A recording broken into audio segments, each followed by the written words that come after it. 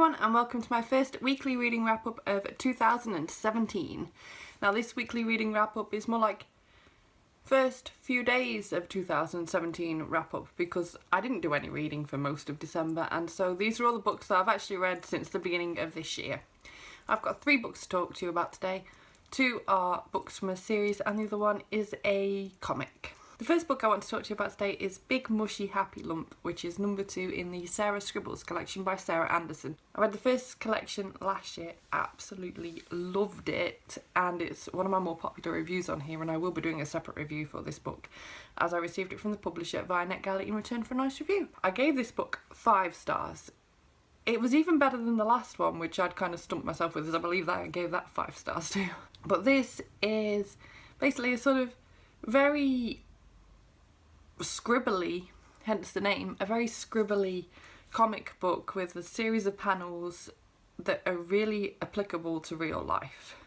So you've got stuff in there that made me feel so much better as a person. It's like, oh my god, other people go through these struggles too. Like, some of it's quite ridiculous. Like, for example, right now, camera angle. If you're taking a selfie at this angle, it's so unflattering, and it like shows a picture of her with like massive spots everywhere.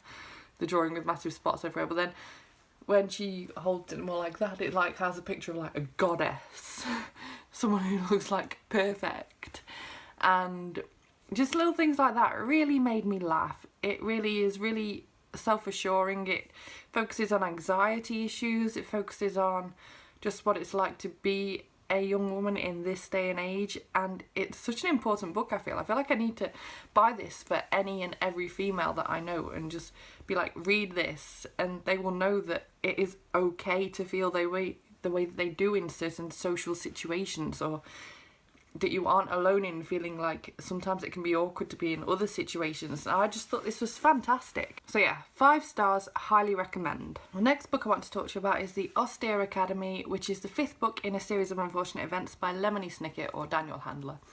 And I've got to say, this it was better than what they have been. I mean, to give you a quick summary, I read the first, and I've never read these before, this is the first time I'm reading them. This isn't some sort of nice little comfy reread. I never read these as a kid, so I'm doing it now. So the first book I believe I gave 4 stars. The second book, The Reptile Room, which was one of my favourites, I gave 5 stars. Then it all went a bit downhill from there. I think I gave the 3rd book 3 stars, the 4th book 3 or 4 stars. This 5th one I gave 4 stars, so it's getting better again for me. This one introduced a few sort of mystery elements. The children get sent to a really awful boarding school, and it just breaks up the monotony a bit because everything doesn't happen in quite the way that you'd expect it to from the first 4 books, and the children make some other friends and a mystery starts to develop here. And I really enjoyed how the monotony of the first few books, the repetitiveness of it, is starting to get broken up a little bit, and I've heard that this is something that continues now throughout the series. Things get a bit more in depth, you get to know characters a bit better, everything is more fleshed out, and so yeah, I thought this was an improvement and I gave it 4 stars. Moving on from that, I also read the 6th book this week in the series, which is the Ersatz Elevator, and I gave this book 5 stars. I was so happy to see that things are indeed changing and for the better at this point. This is my joint favourite along with The Reptile Room. I think I really enjoy when the children are somewhere that seems quite likeable in some ways, yet they develop issues in other ways. So for example, they live with a guy named Jerome in this book as their guardian, and he is fantastic. I love him so much. But then his partner Esme is a nasty piece of work, and I'm not surprised that events turn out the way they do later on in this book, to be honest. I can't say anything, it'd be massive spoilers for all of it, but I wasn't surprised at all when certain things happened. I really liked how the mystery deepened even more in this one. I am so desperate to know what VFD is. What is VFD? Please don't spoil me in the comments, but what is VFD? I'm currently midway through reading the 7th book and I still don't know what VFD is. I've got a few ideas that it's going to be some sort of like secret group, but I don't actually know, and it's driving me insane. And also we've still got the issue of trying to find the Quagmire triplets.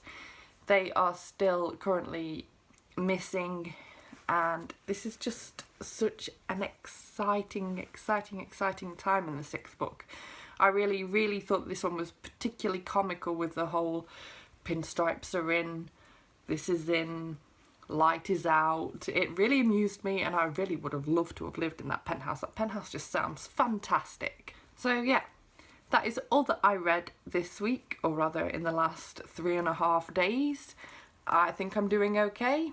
Currently averaging a book a day. I have nearly finished my current audiobook, so that will definitely be in next week's wrap up, which is the first book in the Famous 5 series by Enid Blyton.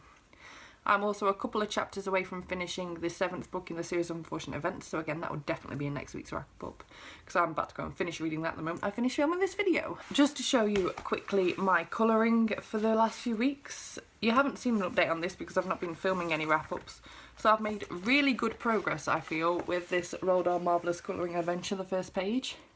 So nearly done, and when I finish this first page I'm actually going to move on to the first page in a new colouring book, but I'm not going to show you that because that is going to be in Sunday's Christmas book haul. Finally, other books I want to get to this week. I actually want to try and finish the whole series of Unfortunate Events so that I can have that done and dusted and no longer feel like I'm some sort of failing person to have never read it before. I also want to try and finish... I say this, I'm not sure I'm going to focus too much on this one because my New Year's resolution is to read what I want, but I really want to try and get The Hobbit finished, just so I can have that done with. I'm still not enjoying it, I still don't give a monkeys about it, but I'm determined to not DNF it yet again. So I'm going to keep going with that one and try and get it finished ASAP. One that I definitely want to try and get finished this week is Night Film by Marisha Pessl. I started reading this back in October, it somehow ended up on the wayside, which is a shame because I was loving it, and I've still got quite a bit left. So I feel like if I just go back a few pages and just refresh my memory a bit as to what was happening, I will soon start flying through this one because I am loving it. And then I'd also quite like to get the Rosie Project finished by Graham Simsian. Again, I'm really enjoying this one, and it just sort of got put down last year for various different reasons. I was reading too many books at once, it's the long and the short of it, and I was really enjoying it. And hopefully if I finish that one, I would also then really like to pick up the sequel of The Rosie Effect. I've heard this one's not as good, and so... oh, I really need to get these stickers off. And so I really am a little bit worried about reading this one, but at the same time I want to just get them both done, and then I won't be forever thinking, oh, I still need to read the sequel, oh, I still need to read the sequel. So read them back to back. That is the way of life.